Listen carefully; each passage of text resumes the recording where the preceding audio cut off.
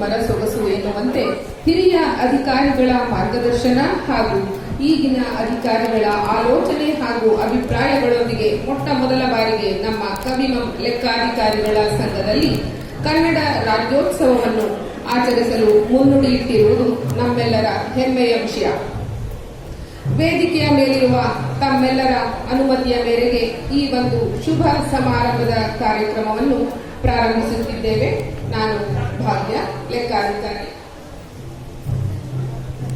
ನಾನು ಕಿರಣ್ ಕುಮಾರ್, ಸಹಾಯಕ ಲೆಕ್ಕಾಧಿಕಾರಿ. ಕನ್ನಡವೆಂದರೆ ಅದೊಂದು ಭಾಷೆ ಮಾತ್ರವಲ್ಲ, ಅದೊಂದು ಭಾವ. ಕನ್ನಡವೆಂದರೆ ಅದೊಂದು ಅಕ್ಷರಗಳ ವರ್ಣಮಾಲೆಯಲ್ಲ, ಅದೊಂದು ಸಾಕ್ಷರತೆಯ ಪುಷ್ಪಮಾಲೆ.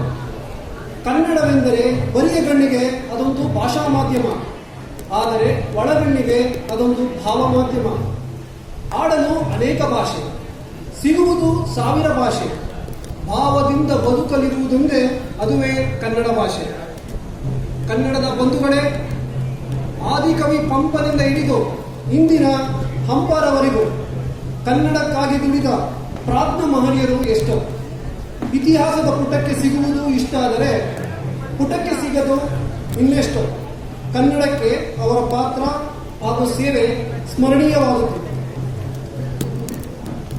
ಕರ್ನಾಟಕ ವಿದ್ಯುತ್ ಪ್ರಸರಣ ನಿಗಮ ನಿಯಮಿತ ಕರ್ನಾಟಕ ಸರ್ಕಾರದ ಇಂಧನ ಇಲಾಖೆ ಅಡಿಯಲ್ಲಿ ಕಾರ್ಯನಿರ್ವಹಿಸುವ ಒಂದು ನಿಗಮ ನಿಯಮಿತ ಮಾತೃ ಸಂಸ್ಥೆಯಾಗಿ ಅನೇಕ ವಿದ್ಯುತ್ ಉತ್ಪಾದನಾ ಹಾಗೂ ಸರಬರಾಜು ಕಂಪನಿಗಳಿಗೆ ಮಾತೃ ಸಂಸ್ಥೆಯಾಗಿ ಕಾರ್ಯನಿರ್ವಹಿಸುತ್ತಿರುವುದು ಇದರ ಗರಿಮೆ.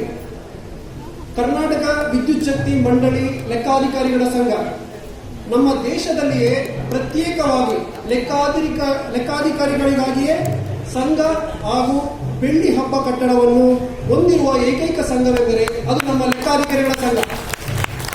ಬಂಧುಗಳೇ, ನಮ್ಮ ದೇಶದ ಟ್ರೇಡ್ ಯೂನಿಯನ್ ಕಾಯ್ದೆಯಡಿ ನೋಂದಾಯಿಸಲ್ಪಟ್ಟ ಏಕೈಕ ಸಂಘವೆಂದರೆ ಅದುವೇ ನಮ್ಮ ಲೆಕ್ಕಾಧಿಕಾರಿಗಳ ಸಂಘ ಎಂಬುದು ಈ ಸಂಘದ ಹಿರಿಮೆ. ಲೆಕ್ಕಾಧಿಕಾರಿ ಸಂಘದ ವತಿಯಿಂದ ಇದೇ ಮೊದಲ ಬಾರಿಗೆ ಕನ್ನಡ ರಾಜ್ಯೋತ್ಸವ ಆಚರಿಸಲು ಹೊಸ್ತಿಲಲ್ಲಿದ್ದೇವೆ. ಬಂಧುಗಳೇ, ನಿಮ್ಮ ಈ ಎಲ್ಲವೂ ಹಾಜರತೆಯೇ ಕನ್ನಡದ ಶಕ್ತಿ ಹಾಗೂ ಕನ್ನಡದ ಭಕ್ತಿ ಎಂದು ಭಾವಿಸುವೆ. ನಮ್ಮ ನಾಡು ತನ್ನದೇ ಆದ ಅದ್ಭುತ ಪರಂಪರೆಯನ್ನು ಹೊಂದಿದೆ. ಎಲ್ಲ ಶುಭ ಗಳಿಗೆಗೂ ಮೊದಲು ದೇವರನ್ನು ಪ್ರಾರ್ಥನೆ ಮಾಡುವುದು ಪ್ರತೀತಿ. ಅದರಂತೆ ಈ ಶುಭ ಗಳಿಗೆಯನ್ನು ಒಂದು ಪ್ರಾರ್ಥನಾ ಗೀತೆಯೊಂದಿಗೆ ಪ್ರಾರಂಭಿಸೋಣ. ಪ್ರಾರ್ಥನೆಯನ್ನು ತಮ್ಮ ಸುಮಧುರ ಕಂಠದೊಂದಿಗೆ ಹಾಡಲು ಬರುತ್ತಿದ್ದಾರೆ ಶ್ರೀಮತಿ ಶುಭದ, ಸಹಾಯಕ ಲೆಕ್ಕಾಧಿಕಾರಿ.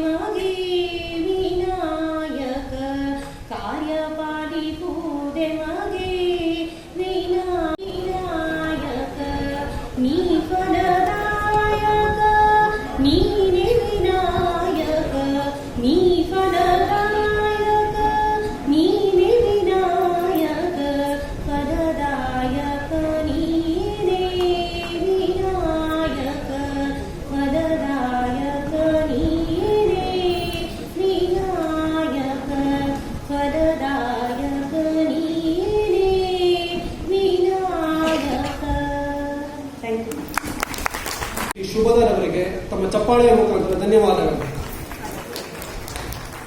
ಈ ಕಾರ್ಯಕ್ರಮಕ್ಕೆ ಆಗಮಿಸಿರುವ ತಮ್ಮೆಲ್ಲರನ್ನು ಪ್ರೀತಿಯಿಂದ ಸ್ವಾಗತಿಸಲು ವೇದಿಕೆಗೆ ಸ್ವಾಗತಿಸುತ್ತಿದ್ದೇನೆ ಶ್ರೀಯುತ ಮಹದೇವ್ ಸರ್, ಲೆಕ್ಕ ನಿಯಂತ್ರಣಾಧಿಕಾರಿಯವರು. ಈ ನಮ್ಮ ಕವಿಯು ಲೆಕ್ಕಾಧಿಕಾರಿಗಳ ಸಂಘವು ಪ್ರಪ್ರಥಮ ಬಾರಿಗೆ ಇತಿಹಾಸ ನಿರ್ಮಿಸಲಿರುವ ಈ ಕನ್ನಡ ರಾಜ್ಯೋತ್ಸವ 70ನೇ ರಾಜ್ಯೋತ್ಸವವನ್ನು ಹಮ್ಮಿಕೊಂಡಿದ್ದು, ಅದಕ್ಕೆ ತುಂಬು ಹೃದಯದಿಂದ ನಮ್ಮೆಲ್ಲರಿಗೂ ಸಂಘದ ವತಿಯಿಂದ ಈ ಕಾರ್ಯಕ್ರಮ ಆಯೋಜಿಸಲು ನೆರವು ಮಾಡಿಕೊಟ್ಟಂತಹ ನಿಮ್ಮೆಲ್ಲರ ನೆಚ್ಚಿನ ಮತ್ತು ಯುವಕ ಅಧ್ಯಕ್ಷರಾದಂತಹ ಶ್ರೀಯುತ ಗಿರೀಶ್ ಅವರು ಲೆಕ್ಕಾಧಿಕಾರಿ ಸಂಘ ಅವರಿಗೆ ಈ ಒಂದು ಕಾರ್ಯಕ್ರಮಕ್ಕೆ ಆತ್ಮೀಯತೆಯಿಂದ ಸ್ವಾಗತಿಸಿದ್ದೇನೆ. ಚಪ್ಪಾಳೆ ಜೋರ ಬರಬೇಕು, ಚಪ್ಪಾಳೆ ಕಡಿಮೆ ಇದೆ.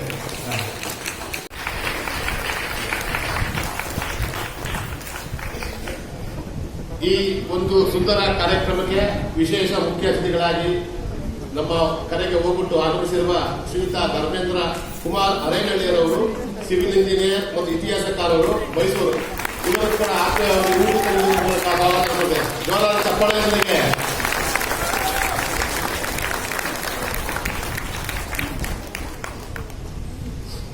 ನಿಮ್ಮೆಲ್ಲರ ನೆಚ್ಚಿನ ಕಣ್ಮಣಿ ಯುವಕ ಹಾಗೂ ನಮ್ಮ ಹಿತೈಷಿಗಳಾದಂತಹ ನಮ್ಮ ಸಂಘದ ಪ್ರಧಾನ ಕಾರ್ಯದರ್ಶಿಗಳಾದಂತಹ ಶ್ರೀಯುತ TR ಪ್ರಕಾಶ್ ರವರಿಗೆ ಕೂಡ ಈ ಕಾರ್ಯಕ್ರಮಕ್ಕೆ ಸ್ವಾಗತವನ್ನು ಕೊಡ್ತೇವೆ.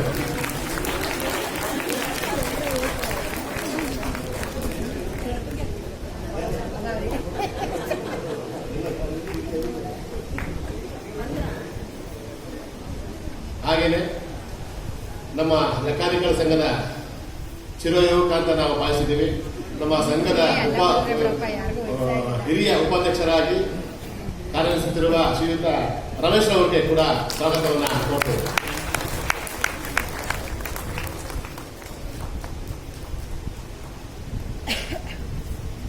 ಹಾಗೆ ನಮ್ಮ ಸಂಘದ ಉಪಾಧ್ಯಕ್ಷರಾದಂತಹ ಶ್ರೀಯುತ ಪರಶುರಾಮ್ ಕೂಡ ಹೂಗುಚ್ಛ ನೀಡುವುದರ ಮೂಲಕ ಸ್ವಾಗತವನ್ನು ಕೋರ್ತೇವೆ.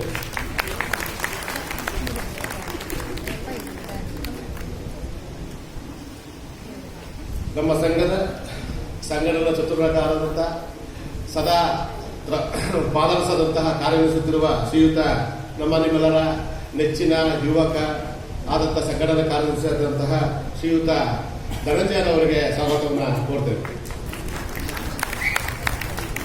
ಚಪ್ಪಾಳೆ ಸಾಧ್ಯಿಲ್ಲಪ್ಪ, ಮೊದಲು ಊಟ ಮಾಡಿದ್ರೇನು?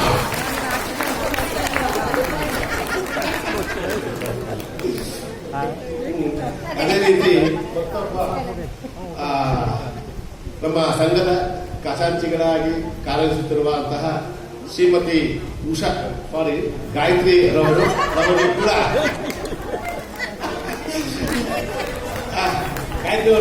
ಸ್ವಾಗತವನ್ನು ಕೊಡ್ತೀವಿ. ಇದು ತಮಾಷೆ ಮಾಡಿದ್ದು ಮೇಡಮ್ ಅಷ್ಟೇ, ಬೇರೆ ತಿಳ್ಕೊಬೇಡಿ, ನಿಮ್ಗೆ ಕರೆದಿಲ್ಲ ನಾವು ಹಾಕ್ಕೊಂಡು. ಅದೇ ರೀತಿ ನಮ್ಮ ಸಹಾಯಕ ಟ್ರೆಜರರಾದಂತಹ ಶ್ರೀಯುತ ಮಹೇಶ್ ಅವರು ಕೂಡ ನಾವು ಸ್ವಾಗತವನ್ನು ಕೋರ್ತೇವೆ.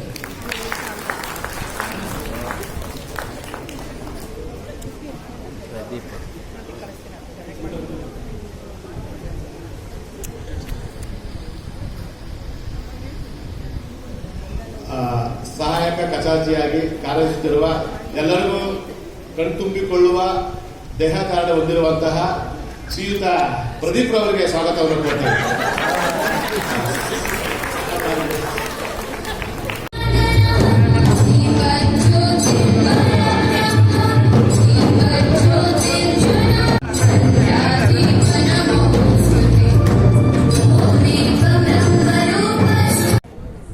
ಎಲ್ರಿಗೂ ಕನ್ನಡ ರಾಜ್ಯೋತ್ಸವದ ಹಾರ್ದಿಕ ಶುಭಾಶಯಗಳು.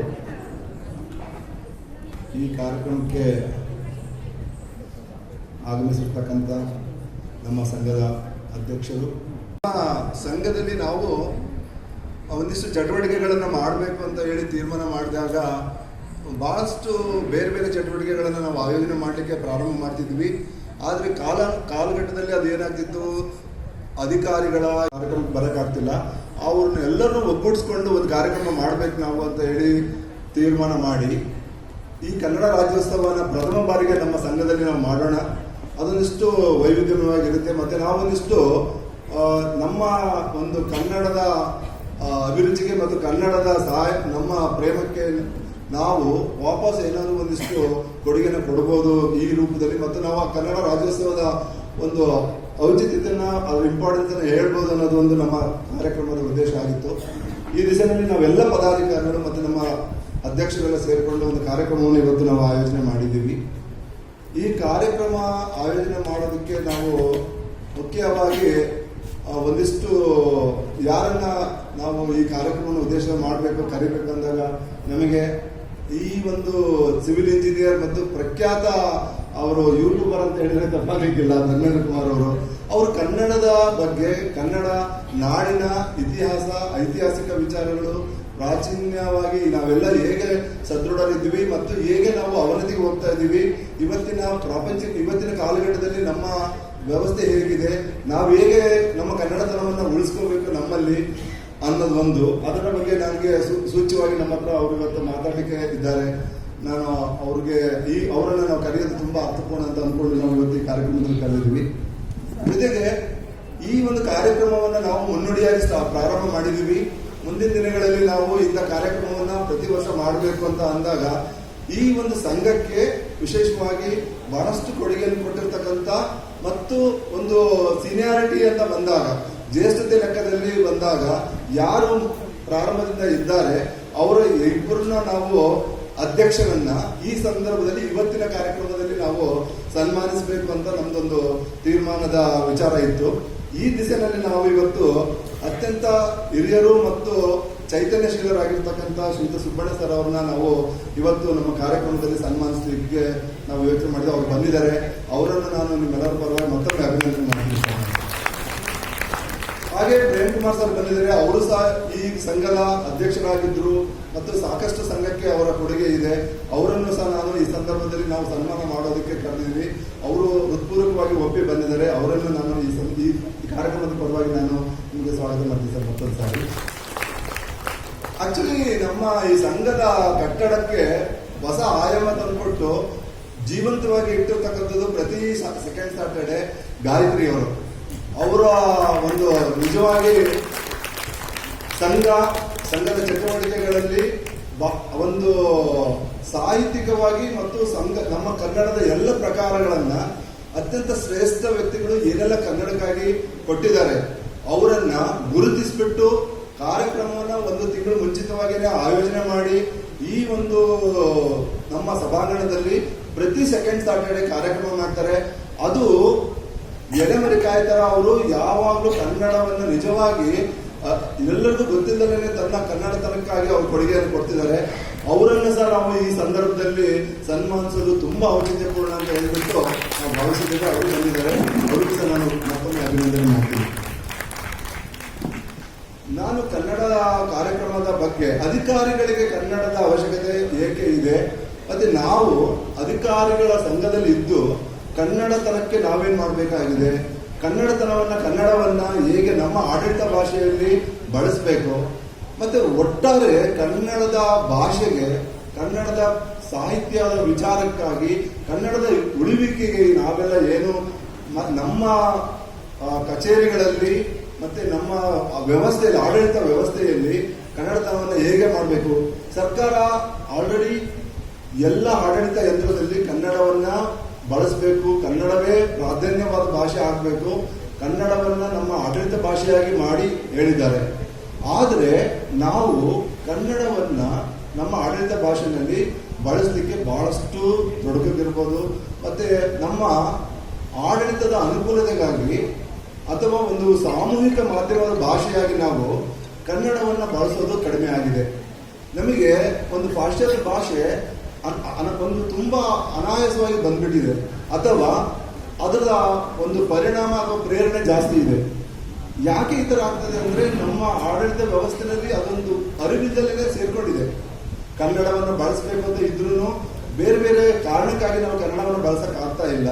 ಅದಕ್ಕೆ ಸರ್ಕಾರ ಬಹಳಷ್ಟು ಒತ್ತಡ ಮಾಡಿದ್ರು ನಮಗೆ ಕನ್ನಡದ ಬಳಕೆ ಕಡಿಮೆ ಇದೆ. ಈ ದಿಸೆಯಲ್ಲಿ ನಾವೆಲ್ಲ ಯೋಚನೆ ಮಾಡಬೇಕು. ಕನ್ನಡದ ನಿಘಂಟುಗಳಿದ್ದಾವೆ, ಕನ್ನಡದ ಭಾಷಾಂತರ ಇದೆ, ಕನ್ನಡಕ್ಕಾಗಿ ಇವಾಗ ಗಣಕೀಕರಣದಲ್ಲಿ ಸಹ ಕನ್ನಡವನ್ನ ಬಹಳ ಉತ್ಕೃಷ್ಟವಾಗಿ ಮಾಡಿಟ್ಟಿದ್ದಾರೆ. ಆದ್ರೆ ನಮಗೆ ಕನ್ನಡವನ್ನ ಸುಲಲಿತವಾಗಿ ನಮ್ಮ ವ್ಯವಸ್ಥೆ ಅಡಿನಲ್ಲಿ ತಗೊಂಬಂದು ನಾವು ಅಧಿಕಾರಿಗಳ ವರ್ಗದವರು ನಮ್ಮ ಮಾಧ್ಯಮದಲ್ಲಿ ಕನ್ನಡವನ್ನು ಯೂಸ್ ಮಾಡೋಕ್ಕೆ ನಮಗೆ ಆಗ್ತಾ ಇಲ್ಲ. ಸೊ ಇದು ನಮ್ಮ ಒಂದು ಇವತ್ತಿನ ಸಮಸ್ಯೆ ಅಂತ ಹೇಳ್ಬೋದು. ಸರಿ, ನಾವೇ ಕನ್ನಡ ಭಾಷೆಯನ್ನು ಬಳಸದೇ ಇದ್ರೆ ಅಥವಾ ನಮ್ಮ ಕನ್ನಡವನ್ನು ನಮ್ಮಲ್ಲಿ ಬರದೇ ಇದ್ರೆ ಈ ಕನ್ನಡದ ಉಳಿವು ಹೇಗೆ ಉಳಿಯುತ್ತೆ ಅನ್ನೋದು ಒಂದು ಪ್ರಶ್ನೆ ಇದೆ. ಈ ಕಾರಣಕ್ಕಾಗಿ ನಾವು ಕನ್ನಡವನ್ನ ಹೆಚ್ಚಿನ ಪ್ರಮಾಣದಲ್ಲಿ ಬಳಸೋ ಪ್ರಯತ್ನ ಮಾಡೋಣ ಅಂತ ಹೇಳ್ತೀನಿ. ಇವತ್ತು ಕನ್ನಡದ ಅಳಿವಿಗಾಗಿ ಬಹಳಷ್ಟು ಷಡ್ಯಂತ್ರ ಇದೆ ಅಂತ ಹೇಳ್ಬೋದು.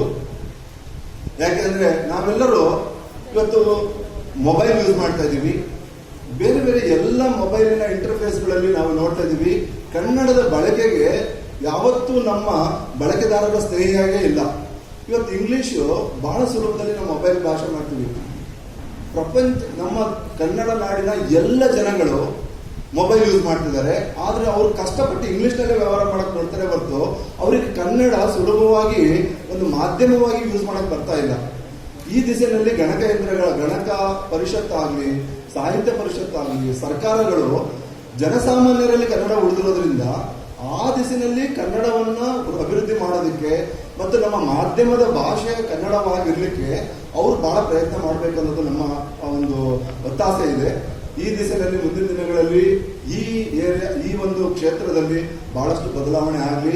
ನಾವೆಲ್ಲರೂ ಸಹ ಕನ್ನಡವನ್ನ ಬರೀ ಕನ್ನಡದ ನವೆಂಬರ್ಗೆ ಸೀಮಿತಗೊಳಿಸದೆ ನಮ್ಮ ಭಾಷೆಯಲ್ಲಿ ಶ್ರೀಮಂತಿಕೆ ಭಾಷೆ, ನಾವು ಸಾಹಿತ್ಯವನ್ನು ಕಲಿಯೋದು, ನಮ್ಮ ಒಂದು ಉತ್ತಮವಾದ ಭಾಷೆಯ ಸಂವಹನ ಭಾಷೆಯಾಗಿ ಯೂಸ್ ಮಾಡೋದು, ಎಲ್ಲರೂ ಪ್ರಯತ್ನ ಮಾಡೋಣ. ಕನ್ನಡದಲ್ಲಿ ಆಲ್ರೆಡಿ ಎಲ್ಲ ಒಂದು ನಿಘಂಟೆ ಇದೆ. ಕನ್ನಡ ಬೃಹದಾಕಾರವಾಗಿ ಸಂಪತ್ತನ್ನು ಹೊಂದಿರತಕ್ಕಂಥದ್ದು. ಆದ್ರೆ ನಮಗೆ ಅದು ರೀಚ್ ಆಗ್ತಾ ಇಲ್ಲ, ನಮಗೆ ತಲುಪ್ತಾ ಇಲ್ಲ, ನಮಗೆ ಮಾಧ್ಯಮದಲ್ಲಿ ಮಾಡಕ್ ಆಗ್ತಾ ಇಲ್ಲ. ಅಷ್ಟು ವ್ಯವಸ್ಥೆಯಲ್ಲಿ ನಾವು ಇವತ್ತು ಇದ್ದೀವಿ. ಅಂಥದನ್ನೆಲ್ಲ ಮುಂದಿನ ದಿನಗಳಲ್ಲಿ ಬದಲಾವಣೆ ಮಾಡ್ಕೊಳ್ಳೋಣ ಅಂತ ಹೇಳ್ತಾ ಈ ಒಂದು ಕಾರ್ಯಕ್ರಮವನ್ನು ನಾವೆಲ್ಲರೂ ಆಯೋಜನೆ ಮಾಡಲಿಕ್ಕೆ ತಾವೆಲ್ಲರೂ ಬಂದಿದ್ದೇವೆ. ನಿಮಗೆ ಮತ್ತೊಮ್ಮೆ ನಾನು ಅಭಿನಂದನೆಗಳನ್ನು ಸಲ್ಲಿಸಿ ನನ್ನ ಪ್ರಾಸ್ತಾವಿಕ ನುಡಿಯನ್ನು ನಡೆಸ್ತೀನಿ. ನಮಸ್ಕಾರ. ಸನ್ಮಾನ ಸಮಾರಂಭದಲ್ಲಿ ಮೊದಲಿಗೆ ನಮ್ಮ ಮಾಜಿ ಅಧ್ಯಕ್ಷರಾದ ಶ್ರೀಯುತ ಸುಬ್ಬಣ್ಣ ಸರ್ ಅವರಿಗೆ ಸುಬ್ಬಣ್ಣ ಸರ್ ಅವರ ಕಿರು ಪರಿಚಯವನ್ನ ಶ್ರೀಮತಿ ಉಷಾ ಮೇಡಮ್, ಪ್ರಧಾನ ವ್ಯವಸ್ಥಾಪಕರು, GST ಶಾಖೆ, ಬೆಸ್ಕಾಂ ರವರಿಂದ. ದಕ್ಷತೆಯಿಂದ ಕೆಲಸ ಮಾಡಿ, ಪ್ರಾಮಾಣಿಕತೆಯಿಂದ ಮಾಡಿ, 35 ವರ್ಷಗಳ ಸುದೀರ್ಘ ಸೇವೆ ಮಾಡಿ ನಮ್ಮ ಸಂಸ್ಥೆಗೆ ನಾವು ಕೊಡುಗೆ ಕೊಡೋದು ಅಪಾರವಾಗಿರುತ್ತೆ ಅಂತ ಹೇಳ್ತಾ ಇದ್ದೀನಿ. ಈ ಒಂದು ಅವಕಾಶ ಕೊಟ್ಟಿದ್ದಕ್ಕಾಗಿ ನಾನು ಕೇಂದ್ರ ಸಮಿತಿಯ ಎಲ್ಲ ಪದಾಧಿಕಾರಿಗಳಿಗೆ ನಮನ ಸಲ್ಲಿಸ್ತೀನಿ. ಹಾಗೂ ಸುಬ್ಬಣ್ಣನವರಿಗೆ ನನ್ನ ಹೃತ್ಪೂರ್ವಕ ನಮನಗಳು. ಅವರ ಜೊತೆಯಲ್ಲಿ ಕೆಲಸ ಮಾಡುವ ಒಂದು ಸುಯೋಗನ ನಾನು ನೆನೆಸ್ಕೊಂಡು ಅವರಿಗೆ ನನ್ನ ಪ್ರಣಾಮಗಳನ್ನು ಸಲ್ಲಿಸ್ತೀನಿ. ಹಾಗೆ ನನ್ನ 2 ಮಾತನ್ನ ತಾವೆಲ್ಲರೂ ಗಮನಿಸಿದ್ದಕ್ಕಾಗಿ ಹೃತ್ಪೂರ್ವಕ ವಂದನೆಗಳು. ತುಂಬಾ ಹೃದಯದಿಂದ ಸಂತೋಷದಿಂದ ಸಂಘದ ಬಗ್ಗೆ ಮತ್ತೆ ಸಂಸ್ಥೆ ಬಗ್ಗೆ ತುಂಬಾ ಸಮೃದ್ಧವಾಗಿ ಮಾತಾಡಿ ನಮಗೆ. ಎಲ್ರಿಗೂ ನಮಸ್ಕಾರ. ಪ್ರಪ್ರಥಮವಾಗಿ ಸಂಘದ ವತಿಯಿಂದ ಕನ್ನಡ ರಾಜ್ಯೋತ್ಸವ ಆಚರಿಸತಕ್ಕಂಥ ಒಂದು ಕಾರ್ಯಕ್ರಮ ಹಮ್ಮಿಕೊಂಡಿರೋದಕ್ಕೆ ಈಗಿನ ಅಧ್ಯಕ್ಷರು ಹಾಗೂ ಎಲ್ಲ ಪದಾಧಿಕಾರಿಗಳಿಗೆ ವೈಯಕ್ತಿಕವಾಗಿ ನನ್ನ ಅಭಿನಂದನೆಗಳ ಸಲ್ಲಿಸ್ತೀನಿ. ಇಲ್ಲಿರುವ ಎಲ್ಲ ನಿವೃತ್ತ ಹಿರಿಯ ಅಧಿಕಾರಿಗಳ ಬಗ್ಗೆ ಆಗಲಿ, 2008ರವರೆಗೂ ಯಾರು ಇದ್ರು ಅವ್ರ ಬಗ್ಗೆ ಯಾರು ಪರವಾಗಬೇಕಾದ್ರೂ ನಾನು ಮಾತಾಡುವಷ್ಟು ಮಾಹಿತಿ ಇದೆ. ಅದರಲ್ಲೂ ನನ್ನ ಆತ್ಮೀಯ ಸ್ನೇಹಿತ ಶ್ರೀಯುತ ಶ್ರೀ ಪ್ರೇಮ್ ಕುಮಾರ್ ಅವ್ರ ಬಗ್ಗೆ ಇಲ್ಲಿ ಬಂದ್ಮೇಲೆ ಹೇಳಿದ್ರು ನನಗೆ, ಇಲ್ಲ ನೀವು ಅವ್ರ ಬಗ್ಗೆ ಮಾತಾಡಿ ಅಂತ. ಇನ್ಯಾರೋ ಹೊಸಬರಾಗಿದ್ರು ಸ್ವಲ್ಪ ತಯಾರಿ ಮಾಡ್ಕೊಂಡು ಬರಬೇಕಾದ್ರೆ ನಾನು ಪ್ರೇಮ್ ಕುಮಾರ್ ಅವರು ಸುಮಾರು 1979ರಿಂದ ನಾವು ಒಟ್ಟಿಗೆ ಕೆಲಸ ಮಾಡಿದ್ವು. ಅವರು 79ರಲ್ಲಿ ಮೈಸೂರಿಗೆ ಬಂದರು. ಆಗಿನಿಂದನೂ ಅವರಾಗಲೇ ಸಂಘದಲ್ಲಿ ಸಕ್ರಿಯವಾಗಿದ್ದರು. ಅವರ ನೇತೃತ್ವದಲ್ಲಿ ನಾವು ಮೈಸೂರಿನಲ್ಲಿ ನಮ್ಮ ಹಿರಿಯರಾದಂಥ ಸುಬ್ಬಣ್ಣ ಅವರು ಯಾವಾಗಲೂ ಹೇಳೋರು, ಲೆಕ್ಕಾಧಿಕಾರಿಗಳ ಸಂಘ ಇರೋದು ಬೆಂಗಳೂರಿನಲ್ಲ, ಅದಿರೋದು ಮೈಸೂರಿನಲ್ಲಿ ಮತ್ತೆ ತುಮಕೂರಲ್ಲಿ ಅಂತ ಹೇಳೋರು. ಯಾಕೆಂದ್ರೆ ಅವಾಗ ಬೆಂಗಳೂರಿನಲ್ಲಿರೋರು ಯಾರು ಸಂಘದ ಕೆಲಸಕ್ಕೆ ಬರ್ತಿರ್ಲಿಲ್ಲ. ನಾವೆಲ್ಲ ಹೊರಗಡೆಯಿಂದ ಬಂದವರು ಬೆಂಗಳೂರಿನವ್ರು ಬೈಯಕ್ಕೆ ಬರ್ತಿದ್ವು, ನೀವು ಯಾರು ಮಾಡಲ್ಲ. ಇವತ್ತು ಆ ಪ್ಯಾನೆಲ್ ನೋಡಿ ಬೆಂಗಳೂರಿನಿಂದ ಹೊರಗಡೆ ಇರೋರೇ ಜಾಸ್ತಿ ಈ ಸಂಘನ ಮುನ್ನಡೆಸಿದವರು. ಈಗ ಅಟ್ಲೀಸ್ಟ್ ಒಂದು ಯುವ ಪಡೆ ಮುಂದೆ ಬಂದು ಇದನ್ನು ಬಹಳ ಜವಾಬ್ದಾರಿಯಿಂದ ಅತ್ಯಂತ ಸೊಗಸಾಗಿ ನಡೆಸ್ಕೊಂಡು ಹೋಗ್ತಾ ಇದ್ದಾರೆ. ಪ್ರೇಮ್ ಕುಮಾರ್ ಅವರು 1951 ಜೂನ್ನಲ್ಲಿ ಜನಿಸಿದಂಥವರು. ಅವರು 1978ರಲ್ಲಿ AO ಆಗಿ ಉಡುಪಿನಲ್ಲಿದ್ದರು. ಆಗ ಶ್ರೀಯುತ ಸುಬ್ಬಣ್ಣವರೇ ಅವ್ರ ಬಾಸ್. ಸೊ ಹಾಗಾಗಿ ಈಗಾಗಲೇ ಇನ್ನೊಬ್ಬರು ಮಾತಾಡಿದಾಗ ಸುಬ್ಬಣ್ಣವರ ಒಂದು ಅಧೀನದಲ್ಲಿ ಅಥವಾ ಸಹವಾಸದಲ್ಲಿ ಯಾರ್ಯಾರು ಕೆಲಸ ಮಾಡಿದಿರೋ ಅವರಿಗೆಲ್ಲ ಅಷ್ಟೇ ಧೈರ್ಯ, ಸ್ಥೈರ್ಯ ಎಲ್ಲ ಬಂದಿದೆ ಅಂದರೆ ಅದಕ್ಕೆ ಅವರೇ ಕಾರಣ. ಪ್ರತಿಯೊಂದು ನಾವು ಯಾವ ಮಟ್ಟಿಗೆ ಮೈಸೂರಿನಲ್ಲಿ ಪ್ರೇಮ್ ಕುಮಾರ್ ನಾವು ಟೀಮ್ ಕೆಲಸ ಮಾಡ್ತಿದ್ವು ಅಂದರೆ, ಮೈಸೂರು ಸರ್ಕಲ್ನಲ್ಲಿ ಹಾಸನ್, ಮಂಡ್ಯ ಎಲ್ಲ ಸೇರಿ ಕೇವಲ 57 ಜನ ಮಾತ್ರ ಸದಸ್ಯರಿದ್ವು. ಆದರೆ ವೃತ್ತ ಸಮಿತಿಯ ವಾರ್ಷಿಕ ಸಭೆಯನ್ನು ಲಲಿತ ಮಹಲ್ನಲ್ಲಿ ಮಾಡಿದೀವಿ ನಾವು. ಲಲಿತಮಹಲ್ ಅಂತ ಒಂದು ಕಟ್ಟಡದಲ್ಲಿ ಇವೆಲ್ಲ ಲಲಿತಮಹಲ್ ಚಿರಪರಿಚಿತ ಇರುತ್ತೆ. ಅಲ್ಲಿ ಮಾಡಿದ್ದೀವಿ ಅಂತಂದ್ರೆ ಅದು ಬಹಳ ಹೆಮ್ಮೆ ಪಡುವಂಥ ವಿಷಯ.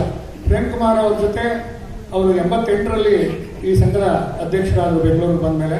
ಅವ್ರ ಜೊತೆ ಕೂಡ ಪ್ರಧಾನ ಕಾರ್ಯದರ್ಶಿಯಾಗಿ ಕೆಲಸ ಮಾಡಿದ್ದೀನಿ. ಆ ಸಮಯದಲ್ಲಿ ನನಗಾಗಲಿ ಅವ್ರಿಗಾಗಲಿ ಶ್ರೀಯುತ ಸುಬ್ಬಣ್ಣ ಅವರು ಮಾರ್ಗದರ್ಶನ ಮಾಡೋರು. ಅವರು ಕಂಟ್ರೋಲರ್ ಆದಮೇಲೆ ಒಂದೇ ಮಾತು ಹೇಳಿದ್ರು, ಇಲ್ಲ ನಾನು ಸೀನಿಯರ್ ಲೆವೆಲಲ್ಲಿ ಇದ್ದೀನಿ, ನಾನು ಮ್ಯಾನೇಜ್ಮೆಂಟ್ ಲೆವೆಲಲ್ಲಿ ವ್ಯವಹರಿಸಬೇಕಾಗುತ್ತೆ, ಸಂಘದ ಒಂದು ಬೇಡಿಕೆಗಳನ್ನು ಎಫೆಕ್ಟಿವ್ ಆಗಿ ನಾನು ಅವ್ರ ಮುಂದೆ ಇಡಕ್ಕಾಗಲ್ಲ, ಅದರಿಂದ ಬೇರೆ ಯಾರ್ಯಾರು ವಹಿಸ್ಕೊಳ್ಳಿ ಅಂತ ವಾಲಂಟ್ರಿ ಆಗಿ ಬಿಟ್ಟಂತವರು ಶ್ರೀಯುತ ಸುಬ್ಬಣ್ಣ ಅವರು. ಅವಾಗ ಶರಣಪ್ಪನವ್ರ ಅಧ್ಯಕ್ಷರಾದರು. ಈಗೆಲ್ಲ ನೋಡಿದ್ರಿ ನೀವು, ಯಾವ್ದಾದ್ರು ಒಂದು ಸ್ಥಾನ ಸಿಕ್ಕರೆ ಬಹಳ ಕಷ್ಟ ಬಿಡಿಸ್ಕೊಳ್ಳೋದು, ಬಿಡೋದೇ ಇಲ್ಲ, ಬಲವಂತವಾಗಿ ಕಳಿಸ್ಬೇಕು, ಅಲ್ಲಿವರೆಗೂ ಬಿಡಲ್ಲ. ಆದ್ರೆ ಆ ಕಾಲದಲ್ಲಿ ನೆಕ್ಸ್ಟ್ ಜನರೇಷನ್ ಬೆಳಿಬೇಕು, ಬೇರೆ ನಾಯಕತ್ವ ಬೆಳಿಬೇಕು ಅನ್ನೋ ಒಂದೇ ಉದ್ದೇಶದಿಂದ ಸುಬ್ಬಣ್ಣವರವಾಗ ಬಿಟ್ಕೊಟ್ಟು ಶರಣಪ್ಪನವ್ರನ್ನ ಅಧ್ಯಕ್ಷ ಮಾಡಿ ಸುಮಾರು 8 ವರ್ಷಗಳ ಕಾಲ ಅವರು ಅಧ್ಯಕ್ಷರಾಗಿದ್ದರು. ಪ್ರೇಮ್ ಕುಮಾರ್ ಅವರಲ್ಲಿ ನಾನು ಕಂಡಿದ್ದೇನು ಅಂದ್ರೆ, ಯಾವ್ದಾದ್ರು ಒಂದು ಕೆಲಸ ಹಿಡಿದ್ರೆ ಬಿಡ್ತಾನೆ ಇರಲಿಲ್ಲ, ಆ ಕೆಲಸದ ಹಿಂದೆ ಇದ್ದೇ ಇರಬೇಕು, ಅದು ಯಾವುದೇ ಆಗಲಿ. ಮತ್ತೆ ಪ್ರತಿಯೊಂದು ಸ್ಥಾನದಲ್ಲೂ ಅವರ ಒಂದು ಇರುವನ್ನು ತೋರಿಸ್ಕೊಂಡು ತನ್ನ ಜವಾಬ್ದಾರಿಯನ್ನು ನಿರ್ವಹಿಸಿದಂಥವ್ರು. ನಾವಿಬ್ಬರು ಬಹಳ ಕ್ಲೋಸ್ ಫ್ಯಾಮಿಲಿ ಫ್ರೆಂಡ್ಸ್ ಕೂಡ. ಅವರಿಗೆ ಅನಾರೋಗ್ಯದ ನಿಮಿತ್ತ ಸ್ವಲ್ಪ ಮೂಮೆಂಟು ಕಮ್ಮಿ ಆಗಿದೆ.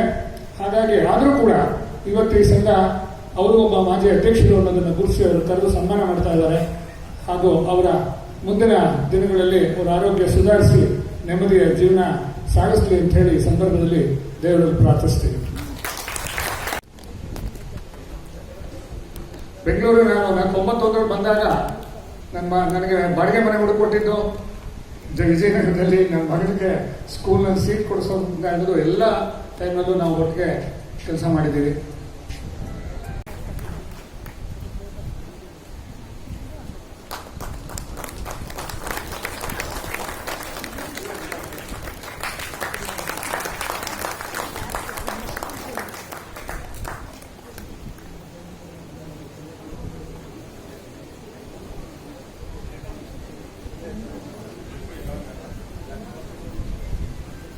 ನಮ್ಮ ಸಂಘದ ಎಲ್ಲ ಅಭಿಮಾನಿಗಳು ಅಂದ್ರು, ನಾನು ಕನ್ನಡಿಗರು ದುರಭಿಮಾನಿಗಳು ಅಂತೀನಿ. ಭಾಷಾವಾರು ಪ್ರಾಂತ್ಯಗಳ ಬಗ್ಗೆ ಹೇಳಿದ್ರು, ಯಾವ ರಾಜ್ಯದಲ್ಲೂ ಅವರ ಭಾಷೆಯ ಸಮಸ್ಯೆ ಇಲ್ಲ, ಇದು ಕರ್ನಾಟಕದಲ್ಲಿ ಮಾತ್ರ. ಅದಕ್ಕೆ ನಾವೇ ಕನ್ನಡಿಗರಿಗೆ ಕಾರಣ. ನಾನ್ ಕನ್ನಡಿಗರು ಕಾರಣ ಅಲ್ವೇ ಅಲ್ಲ. ನಾವು ಯಾರೇ ಆಗಲಿ ನಮ್ಮ ಭಾಷೆ ಬಿಟ್ಟು ಬೇರೆಯವ್ರ ಭಾಷೆ ಸಹಾಯ ಮಾಡಕ್ ಹೋಗ್ತೀವಿ. ಒಳ್ಳೆಯವರು ಕನ್ನಡಿಗರು. ಹಾರ್ದಿಕ ಶುಭಾಶಯಗಳು. ನಮ್ಮ ಸಂಘದಿಂದ ಮೊದಲನೇ ಬಾರಿಗೆ ಈ ಒಂದು ಕನ್ನಡ ರಾಜ್ಯೋತ್ಸವನ್ನ ಆಚರಿಸ್ತಾ ಇರೋದಕ್ಕೆ ಗಿರೀಶ್ ಮತ್ತು ಅವರ ಟೀಮಿಗೆ ನಾನು ಕೃತಜ್ಞತೆಗಳು ಮತ್ತು ವಂದನೆಗಳು ಮತ್ತು ಕಂಗ್ರಾಚುಲೇಷನ್ಸ್ ಹೇಳ್ತಾ ಇದ್ದೇನೆ. ಈ ಕಾರ್ಯಕ್ರಮಕ್ಕೆ ಬಹಳ ಸಂತೋಷ ಆಗಿದ್ದು, ನಮ್ಮ ಹಿಂದಿನ ಅಧ್ಯಕ್ಷರಾದ ಸುಬ್ಬಣ್ಣನವರು ಮತ್ತು ಪ್ರೇಮ್ ಕುಮಾರ್ ಅವರನ್ನ ಕರೆಸಿ ಇಲ್ಲಿ ಸನ್ಮಾನ ಮಾಡಿದ್ದೀರಿ. ಅಂದ್ರೆ ಆಟಿಟ್ಯೂಡ್ ಆಫ್ ಗ್ರಾಟಿಟ್ಯೂಡ್ ಅಂತ ಕರೀತೇವೆ. ಯಾಕಂದ್ರೆ ನಾವು ಹಳಬರನ್ನ ನೆನೆಸ್ಕೋಬೇಕು. ಸುಬ್ಬಣ್ಣ ಅವರಿಗೆ ಮಾತಾಡಕ್ ಬಿಟ್ಟಿದ್ರೆ ಇನ್ನೂ 1 ಅವರ್ ಅವ್ರ ಹತ್ರ ಬಹಳ ಮಾಹಿತಿ ಇತ್ತು. ಧರ್ಮೇಂದ್ರ ಅವರ ಹತ್ರ ಇನ್ನ 3 ಅವರ್ಸ್ ಅಲ್ಲ 5 ಅವರ್ಸ್ ಮಾತಾಡಿದ್ರೆ ಮಾಹಿತಿ ಇಲ್ಲ. ಅವ್ರು 3 ಗಂಟೆ ಹೊತ್ತು ಕೇಳಿದ್ದೇನೆ ಭಾಷಣ. ಆದ್ರೆ ನಿಮಗೆ ಸಮಯ ಅಭಾವ ಇರೋದ್ರಿಂದ ಧರ್ಮೇಂದ್ರ ಅವರು ಮೊಟಕುಗೊಳಿಸಿದ್ದಾರೆ, ಸುಬ್ಬಣ್ಣವರು ಮೊಟಕುಗೊಳಿಸಿದ್ದಾರೆ, ಈಗ ನಾನು ಮೊಟಕುಗೊಳಿಸಿದ್ದೀನಿ. ಯಾಕೆಂತಂದ್ರೆ ನನಗೆ ಗೊತ್ತು ಈಗ ಸಾಂಸ್ಕೃತಿಕ ಕಾರ್ಯಕ್ರಮಗಳಿದೆ, ಮುಂದಕ್ಕೆ ನಡ್ಕೊಂಡು ಹೋಗ್ಬೇಕು. ಇದರಲ್ಲಿ ನಾನು ಒಂದೇ ಒಂದು ವಿಚಾರ ಹೇಳೋದಕ್ಕೆ ನಾನು ಇಷ್ಟಪಡ್ತೇನೆ. ಸುಬ್ಬಣ್ಣನವರು ಮೊದಲಿಂದನೂ ನಮ್ಮ ಪದವೃಂದಕ್ಕೆ ಒಳ್ಳೆ ಕೆಲಸಗಳನ್ನು ಮಾಡ್ಕೊಂಡು ಬಂದಿದ್ದಾರೆ, ನಮಗೆ ಮಾರ್ಗದರ್ಶನವನ್ನು ಕೊಟ್ಟಿದ್ದಾರೆ. ಅವರು ನಮ್ಮ ಗುರುಗಳು ಅಂತ ನಾವು ಭಾವಿಸಿದ್ದೇವೆ. ಇವತ್ತಿಗೂ ಅವರು ನಮ್ಮ ಗುರುಗಳೇ ಅಂತ ಈ ಸಂದರ್ಭದಲ್ಲಿ ಹೇಳೋದಕ್ಕೆ ಇಷ್ಟಪಡ್ತೇನೆ. ಅವರು ನಮ್ಮ ಕೇಳರಿಗೆ ಬಹಳ ಮಾಡಿದ್ದಾರೆ. ಅದೇ ರೀತಿ ಪ್ರೇಮ್ ಕುಮಾರ್ ಇದ್ದಾಗ, ಅವರು ಅಷ್ಟೇ ಅಧ್ಯಕ್ಷರಿದ್ದಾಗ ಬಹಳ ಸಂಕಷ್ಟ ಪರಿಸ್ಥಿತಿ ಬಂದಿತ್ತು. ಯಾಕಂದ್ರೆ ಈ DRBR ಪ್ರೊಬೇಷನರ್ಸ್ ವರ್ಸಸ್ ಈ ಪ್ರಮೋಟೀಸ್ ಅಂತ ಒಂದು ಇಶ್ಯೂ ಬಂದಿತ್ತು. ಅದನ್ನ ಹ್ಯಾಂಡಲ್ ಮಾಡೋ ಪರಿಸ್ಥಿತಿ ಅವ್ರಿಗೆ ಬಂದಿತ್ತು. ಅದನ್ನ ಅವರು ಹ್ಯಾಂಡಲ್ ಮಾಡಿದ್ದಾರೆ ಚೆನ್ನಾಗಿ. ನನ್ನ ಸೀನಿಯಾರಿಟಿನ 111 ಕೆಳಗೆ ಹಾಕ್ಬಿಟ್ಟಿದ್ರು. ಆಮೇಲೆ ತಿರ್ಗಾ ಮೇಲೆ ಬಂತು. ಇರ್ಲಿ, ಅದೊಂದು ಪರಿಸ್ಥಿತಿ. ಆಮೇಲೆ ಇವತ್ತೇನ್ ನೀವು ಕಂಪನಿಗಳಲ್ಲಿ ಇಂಟರ್ನಾಯ್ಟ್ AO ಪೋಸ್ಟ್, ಮೊದಲು AO ಕನ್ಕರೆಂಟ್ ಆಡಿಟ್ ಅಂತಿತ್ತು. ಅವಾಗ ಬಾನಾ ನರಸಿಂಹಮೂರ್ತಿ ಅಂತ ಹೇಳ್ಬಿಟ್ಟು ಅಧ್ಯಕ್ಷರಿದ್ರು ನಮ್ಮಲ್ಲಿ. ಪ್ರೇಮ್ ಕುಮಾರ್ ಅವಾಗ ಜನರಲ್ ಸೆಕ್ರೆಟರಿನ ಅಧ್ಯಕ್ಷರು ಆಗಿದ್ರು. ಆ ಸಮಯದಲ್ಲಿ ಆ 35 O&M ಡಿವಿಷನ್ಗಳಿತ್ತು. 35 O&M ಡಿವಿಷನ್ಗಳು. ಆ 35 O&M ಡಿವಿಷನ್ಗಳ ಎಒಗಳನ್ನ ಲೆಕ್ಕಾಧಿಕಾರಿ ಹುದ್ದೆಗೆ ಉನ್ನತೀಕರಿಸಿ 35 ಎಒ ಪೋಸ್ಟ್ಗಳನ್ನ ಕ್ರಿಯೇಟ್ ಮಾಡೋದಕ್ಕೆ ಅವರು ಕಾರಣಕರ್ತರು ಅಂತ ಅವರಿಗೆ ಇಲ್ಲ. ಆದ್ರೆ ಅದನ್ನ ನೆನೆಸ್ಕೋಬೇಕು ಅಂತ ನನಗನ್ಸುತ್ತೆ. ಯಾಕಂದ್ರೆ ಆ ಸಂದರ್ಭವನ್ನ ನಾನು ಕಣ್ಣಾರೆ ನೋಡಿ ಅದರ ಒಂದು ಸೆಲೆಬ್ರೇಷನ್ ನಾವು ಮೈಸೂರಲ್ಲಿ ಹೋಗಿ ಪೂರ್ಣಯ ಗೆಸ್ಟ್ ಹೌಸ್ ಅಂತ ಒಂದಿದೆ, ಪೂರ್ಣಯ ಅಂತ ಹೇಳಿ, ಅಲ್ಲಿ ಹೋಗಿ ನಾವು ಅದನ್ನು ಸೆಲೆಬ್ರೇಟ್ ಮಾಡಿದ್ದೀವಿ. ಆ 35 ಪೋಸ್ಟ್ ಬರೋದಕ್ಕೆ ಅವರೇ ಕಾರಣ ಪುರುಷರಾದರು. ಮತ್ತೆ ಈ ಸಂಘ ಬೆಳ್ಕೊಂಡು ಬಂದಂಗೆ ಈ ಒಂದು ಬಿಲ್ಡಿಂಗ್ ಬರೋದಕ್ಕೆ ನಾವು ನೆನೆಸ್ಕೊಳ್ಳೇಬೇಕು ಶ್ರೀನಿವಾಸ್ ನಾಯ್ಕ ಅವರನ್ನ. ಈ architect of the silver jubilee building. ಆಮೇಲೆ ಮುಂದಕ್ಕೆ ಬಂದವರೆಲ್ಲ ಹಾಗೆ ಕೆಲಸ ಕಾರ್ಯಗಳು ಕೊಟ್ಟಿದ್ದ ಜಪ್ಪಳ. ಯಾಕೆ ನಾಯ್ಕ ಯಾಕೆಂದ್ರೆ ಈ the root cause for this building. ಆಮೇಲೆ ಪಂಡಿತರಿದ್ರು, ನಾನಿದ್ದೆ, ಆಮೇಲೆ ರೆಡ್ಡಿ ಇದ್ರು, ಆಮೇಲೆ ಮುಕುಂದ್ ಇದ್ರು, ಮಂಜಪ್ಪನವರು ಇದ್ರು. ಹೀಗೆ ಅವರವರ ಕಾಲದಲ್ಲಿ ಅವರವರು ಮಾಡ್ಕೊಂಡು ಹೋಗಿದ್ದಾರೆ. ಫೆಬ್ರವರಿ 19ನೇ ತಾರೀಕು 2007 ಈ ಒಂದು ಬಿಲ್ಡಿಂಗ್ ಇನಾಗರೇಷನ್ ಆಗಿತ್ತು. ಆವತ್ತು ರೇವಣ್ಣ, ADS ರೇವಣ್ಣ ಏನಿದ್ದಾರೆ ಅವರು ಅಂದಿನ ಇಂಧನ ಸಚಿವರಾಗಿದ್ರು. ಇಲ್ಲಿ ಬಂದು ಅವರು ಉದ್ಘಾಟನೆ ಮಾಡಿದಾಗ ಅವ್ರು ಒಂದೇ ಮಾತು ಹೇಳಿದ್ದು, ಬಹಳ ಚೆನ್ನಾಗಿದ್ದೀನಪ್ಪ, ಒಳ್ಳೆ IT ಸೆಕ್ಟರ್ ಇದ್ದಂಗಿದೆ ಈ ಬಿಲ್ಡಿಂಗು. ಪಕ್ಕದಲ್ಲಿ ಯಾವುದೋ ಇದು ಹಳೆ ಬಿಲ್ಡಿಂಗ್ ಸರಿ ಇಲ್ಲ, ಇದು ಸರಿ ಇಲ್ಲ, ಇದನ್ನ ಎಡಬೇಕು, ಮತ್ತೆ ಒಂದು IT ಸೆಕ್ಟರ್ ತರ ಕಟ್ಟಬೇಕು ಅಂತ ಇವತ್ತೇನ್ ನೀವು ನೋಡ್ತಾ ಇದ್ದೀರಿ ಇಂಧನ ಭವನವನ್ನ ಅವರು 2007 ಫೆಬ್ರವರಿ 19ನೇ ತಾರೀಕು ಹೇಳಿದ್ದು ಇವತ್ತು ನಾವು ಕಣ್ಣಾರೆ ನೋಡ್ತಾ ಇದ್ದೇವೆ. ಸೊ ಆದ್ರಿಂದ ಈ ಕಡೆ ಇಂಜಿನಿಯರ್ಸ್ ಅಸೋಸಿಯೇಷನ್, ಆ ಕಡೆ ಇಂಧನ ಭವನ, ಮಧ್ಯದಲ್ಲಿ ನಾವು ಕರಾಗೆ ವಸತೆ ಲಕ್ಷ್ಮಿ, ಕರಮಧ್ಯೆ ಸರಸ್ವತಿ, ಕಡಮೂಲೆ ಸ್ಥಿತಾಗೌರಿ ನಾರಾಯಣಿ ನಮಸ್ತುತಿ ಎಂದಂಗೆ ಆ ಕಡೆ ಲಕ್ಷ್ಮಿ ಇದ್ದಾಳೆ, ಇಲ್ಲಿ ನಾವು ಲೆಕ್ಕಾಧಿಕಾರಿಗಳ ಮೇಲೆ ಸರಸ್ವತಿನೇ, ಅಲ್ಲಿ ಪಾರ್ವತಿ ಇದ್ದಾಳೆ. ಸೊ ಈ ಕಾರ್ಯಕ್ರಮವನ್ನು ಏರ್ಪಡಿಸಿ ನಮ್ಮನ್ನು ನೆನೆಸಿ ಗಿರೀಶ್ ಅವರು ಮತ್ತೆ ನಮ್ಮ ಪ್ರಕಾಶ್ ಅವರು ಬಹಳ ಚೆನ್ನಾಗಿ ಅವರ ಟೀಮ್ನಿಂದ ಅಚ್ಚುಕಟ್ಟಾಗಿ ಮಾಡ್ಕೊಂಡು ಹೋಗ್ತಾ ಇದ್ದಾರೆ. ಈ ಕಾರ್ಯಕ್ರಮನ ಮುಂದಿನ ವರ್ಷನೂ ಇದನ್ನ ನಡೆಸ್ಕೊಂಡು ಹೋಗ್ಲಿ ಅಂತ ಹೇಳಿ ನಮ್ಮನ್ನು ಕರೆಸಿ ನಮ್ಮನ್ನು ಈ ಕಾರ್ಯಕ್ರಮದಲ್ಲಿ ಪಾಲ್ಗೊಳ್ಳೋದಕ್ಕೆ ಒಂದು ಅವಕಾಶ ಕೊಟ್ಟು ನಮ್ಮನ್ನು ಗೌರವಿಸಿದ್ದಕ್ಕೆ ಅವರಿಗೆ ವಂದನೆಗಳನ್ನು ತಿಳಿಸುತ್ತಾ, ಮತ್ತು ಧರ್ಮೇಂದ್ರ ಅವ್ರಿಗೂ ನಾನು ಇದು 2ನೇ ಬಾರಿ ನಾನು ಕೇಳ್ತಾ ಇರೋದು. ಮೊನ್ನೆ ನಮ್ಮ ಅಪಾರ್ಟ್ಮೆಂಟ್ ಅಸೋಸಿಯೇಷನ್ ಅಲ್ಲಿ ಮೊನ್ನೆ ರಾಜ್ಯೋತ್ಸವ 15 days ಬ್ಯಾಕ್ ಕರೆದಿದ್ವಿ. ಇದು ನನಗೆ ರಿಪಿಟೇಷನ್ ಆಯಿತು, ನನ್ನ ಅದೃಷ್ಟ ಇದು. ಆದ್ರಿಂದ ಇದಕ್ಕಿಂತ ಜಾಸ್ತಿ 3 hours ಮಾತಾಡಿದ್ರಲ್ಲಿ ಇಲ್ಲಿ ಸಮಯದ ಅಭಾವ ಇರೋದ್ರಿಂದ ನಾವೇ ಸಾಕಾಂದ್ರವರು ನಾವು ಸಾಕು ಬಂದ್ಬಿಟ್ಟಿದ್ವಿ. ಇಲ್ಲ ಸ್ವಾಮಿ ಇನ್ನ ಬೇಕು ಅಂತಿದ್ರೆ ಅವ್ರು ಶುರು ಮಾಡೋರು, ಇನ್ನ 3 ಗಂಟೆ ಮಾತಾಡೋರು. ಅದೇ ರೀತಿ ನಮ್ಮ ಗುರುಗಳಾದ ಸುಬ್ಬಣ್ಣವರು ಅಷ್ಟೇ, ಇನ್ನ ಅವರ ಇದರಲ್ಲಿ ಡಿಕ್ಷನರಿನಲ್ಲಿ ಡಿಗೆಟ್ನಲ್ಲಿ ಬೇಕಾದಷ್ಟಿದೆ. ಸುಬ್ಬಣ್ಣ 1965 ಇಂದ ಹೇಳ್ಕೊಂಡು ಬರ್ತಾ ಇದ್ರು. 77ಗೆ ಇದ್ದೋಯ್ತು ಅದು. ನೋಡಿ ಹುಷಾಗಿ ಅಸಮಾಧಾನ, ಯಾಕಂದ್ರೆ ಅವರ ಶಿಷ್ಯನಿ ನಮ್ಮ ಗುರುಗಳಿಗೆ ಅವಕಾಶ ಕೊಡಲಿಲ್ಲ ಮಾತಾಡಕ್ಕೆ ಅಂತ. ಇನ್ನೊಂದು ಅವಕಾಶವನ್ನು ಒದಗಿಸ್ಕೊಡ್ತೇವೆ. ಅವಾಗ ಸಂಘದ ಸದಸ್ಯರಿದ್ದಾಗಲೇ ಕರೀರಿ, ಸುಬ್ಬಣ್ಣ ಅವರು ಮಾತಾಡ್ತಾರೆ, ಬಹಳ ಚೆನ್ನಾಗಿರುತ್ತೆ. ಅದೇ ರೀತಿ ನಾವು ಈ ಸಂಘವನ್ನ ಕಟ್ಕೊಂಡು ಬಂದಿದ್ದೇವೆ. ಆಮೇಲೆ ಈ ಬಿಲ್ಡಿಂಗ್ ಆದ ತಕ್ಷಣ 2008ರಲ್ಲಿ ಮೊದಲ ಬಾರಿಗೆ ನಾವು ಡೈರಿನ ರಿಲೀಸ್ ಮಾಡಿದ್ವಿ. 2008, ಯಾಕಂದ್ರೆ ಕುಮಾರಸ್ವಾಮಿ ಜನರಲ್ ಸೆಕ್ರೆಟರಿ ಆದ್ಮೇಲೆ ನನಗೆ ಹ್ಯಾಂಡ್ ಓವರ್ ಮಾಡಿದ್ರು. ನನ್ನ ಕಾಲದಲ್ಲಿ ಆ 2080 ಡೈರಿನ ಸ್ಟಾರ್ಟ್ ಮಾಡಿದ್ವಿ. ಇವತ್ತು 2025ವರೆಗೂ ನಡ್ಕೊಂಡ್ ಬರ್ತಾ ಇದೆ, ಮುಂದಕ್ಕೂ ಹಾಗೆ ನಡ್ಕೊಂಡು ಹೋಗುತ್ತೆ. ಅದೇ ರೀತಿ ನಮ್ಮ ಸೋದರ ಸಂಸ್ಥೆಯವರು ನಾವು ಸದಸ್ಯರು ಯಾರಾದರೂ ಇನ್ ಸರ್ವಿಸ್ ನಲ್ಲಿ ಮರಣ ಹೊಂದಿದರೆ ಅವರಿಗೆ 1 ಲಕ್ಷ ರೂಪಾಯಿ ಕೊಡಬೇಕು ಅಂತ ಅದೊಂದು ನಾವು ಇಂಟ್ರೊಡ್ಯೂಸ್ ಮಾಡಿದ್ವಿ. ಅದನ್ನು ಈಗ ನಡೆಸ್ಕೊಂಡು ಬರ್ತಾ ಇದ್ದಾರೆ. ಎಲ್ಲರೂ ಕೊಡ್ತಾ ಇದ್ದೀರಾ ಅಂತ ಭಾವಿಸಿದ್ದೀನಿ. ಅದನ್ನು ಫಂಕ್ಷನ್ಗಳು ಮಾಡಿ ಕೊಡ್ತಾ ಇದ್ವಿ. ಈ ರೀತಿ ಪ್ರತಿಯೊಂದು ನಡೀತಾ ಇದೆ. ಆಮೇಲೆ ಈ ಬಿಲ್ಡಿಂಗ್ ಮೇಲೆ ಬಿಲ್ಡಿಂಗು ಪಂಡಿತ್ ಅವರ ಕಾಲದಲ್ಲಿ ಆಯ್ತು, ನೆನೆಸ್ಕೋಬೇಕು ಯಾರೇ ಮಾಡಿರಲಿ. ಸೊ ಎಲ್ಲ ಸಂಘ ಬೆಳೀತಾ ಇದೆ. ಇವ್ರ ಕಾಲದಲ್ಲೂ ಮೈಸೂರು ಬಿಲ್ಡಿಂಗ್ ಒಂದು ಆಗ್ಬೇಕಾಗಿದೆ. ನಾನು ಅಧ್ಯಕ್ಷನಾಗಿದ್ದಾಗಲೇ ಅಲ್ಲೊಂದು ಶಂಕುಸ್ಥಾಪನೆ ಮಾಡಿದೆ. ಅದೇನೋ ಇದು ಸರಿ ಇಲ್ಲ ಅಂದ್ರು, ಇನ್ನೊಂದು ಕಡೆ ಕೊಟ್ಟರು ಅದು ಸರಿ ಇಲ್ಲ ಅಂದ್ರು. ಈಗ ಕೊಟ್ಟಿರೋದು ಅದೇನೋ ಒಂದು ಡಿಸ್ಪ್ಯೂಟ್ ಆಗಿ ನಿಂತಿದೆ. ಇದನ್ನ ಗಿರೀಶ್ ಅವರು ಎದುರಿಸಿ ನಮ್ಮ ಮೈಸೂರಿನಲ್ಲಿ, ಮಹಾರಾಜರ ಮೈಸೂರಿನಲ್ಲಿ ಒಂದು ನಮ್ಮ ಸಂಘದ ಕಟ್ಟಡವನ್ನ ಕಟ್ಟಲಿ ಅಂತ ನಾನು ನಿಮ್ಮೆಲ್ಲರ ಪರವಾಗಿ ಅವ್ರನ್ನ ನಾನು ಕೇಳ್ಕೊಳ್ತೇನೆ. ಅದು ಆಗಲೇ ಅಂತ ನಾವೆಲ್ಲರೂ ಒಂದು ದೊಡ್ಡ ಚಪ್ಪಾಳೆಯಿಂದ ಆಗಲೇಬೇಕು ಅಂತ ನಮ್ಮ ಅಧ್ಯಕ್ಷರನ್ನ ಕೇಳೋಣ.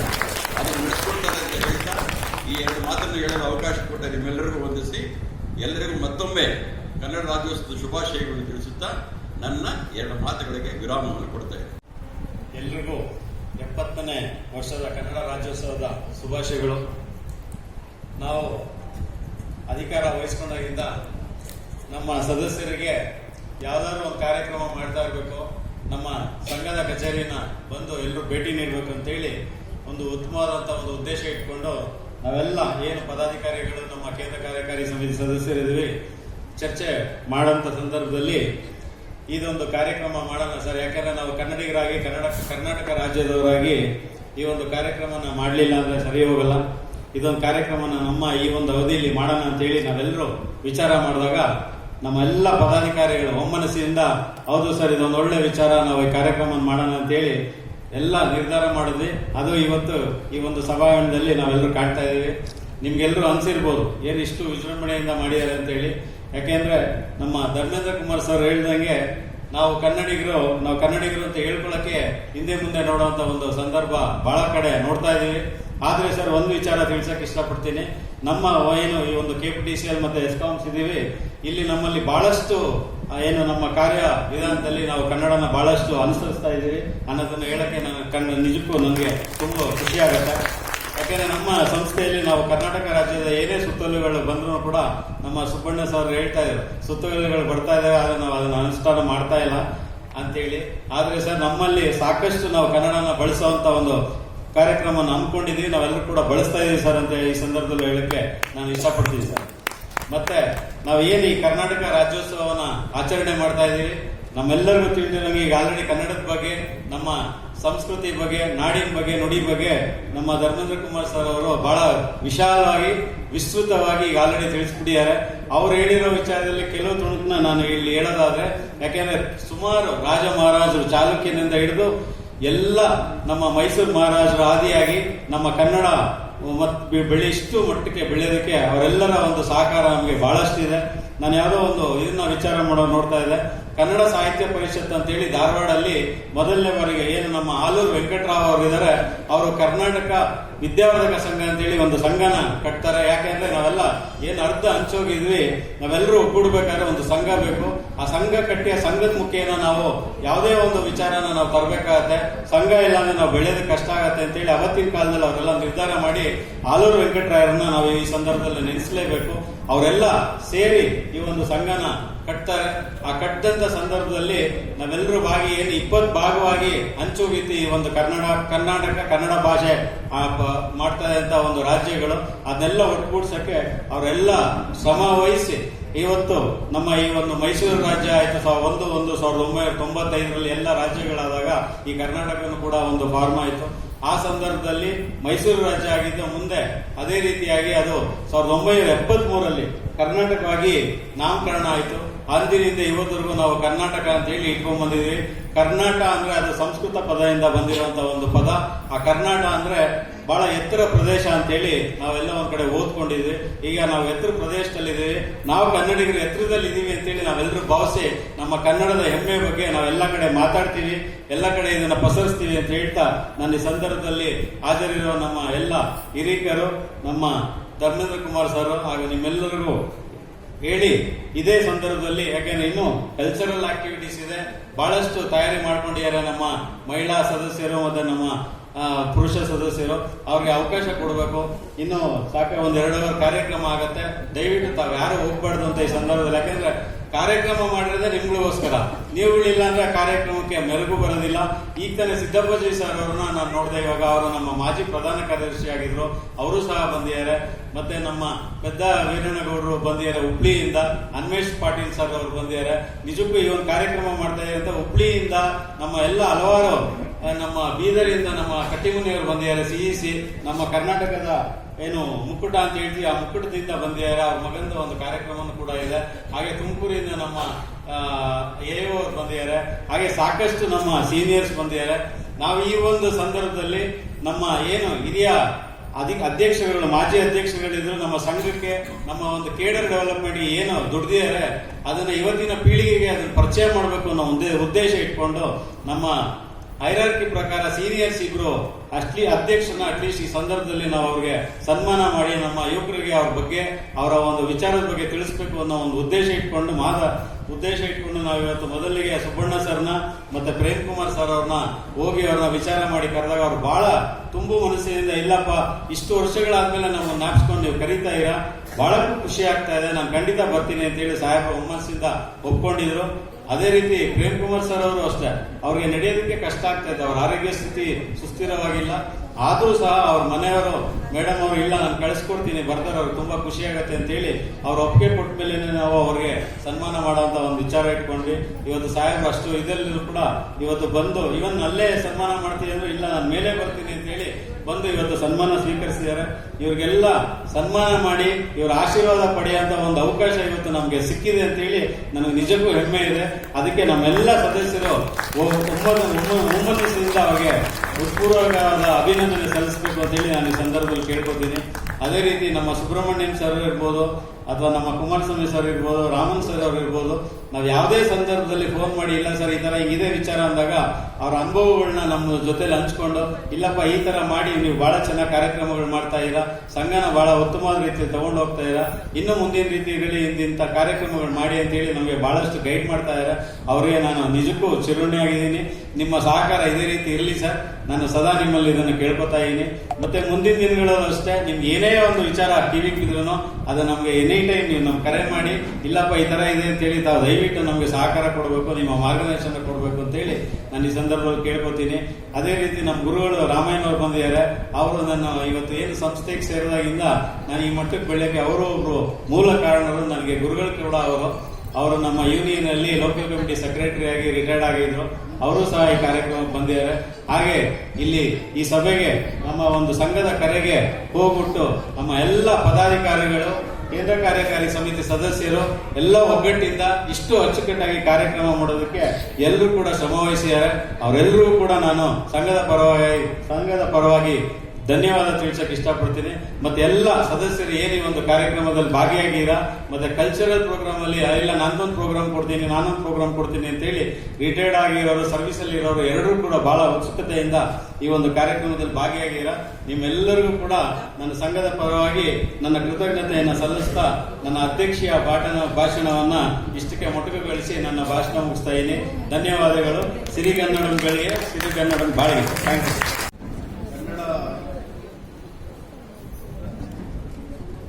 ಕನ್ನಡ ಅನ್ನೋದು ಕೇವಲ ಒಂದು ನುಡಿಯಲ್ಲ, ಅದು ನಮ್ಮ ಬದುಕು, ನಮ್ಮ ಸಂಸ್ಕೃತಿ.